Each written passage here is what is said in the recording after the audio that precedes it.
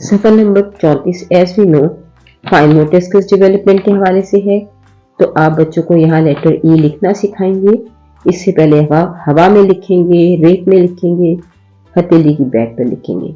फिर आप किताब का सफर नंबर 34 खोलेंगे, रेड पॉइंट पर बच्चों की पेंसिल रखवाएंगे और कहेंगे formation of letter E, start from the red point, draw small straight line to the right and make a half circle between the second and third line.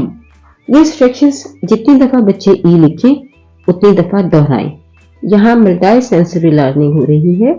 जब बच्चे pencil से move करेंगे डॉट टू डॉट तो उनका touch sense जो है वो develop होगा। फिर जब वो खुद बोलेंगे तो उनकी ऑडियो जो है वो बेहतर होगी, और जब देखकर वो लिख रहे हैं तो उनकी विजुअल लर्निंग भी होगी। तो इस तरह हम तीनों सेंसेस की मदद से फाइन मोटर स्किल्स को डेवलप करेंगे और हम सफर नंबर 34 को खत्म कर लेंगे।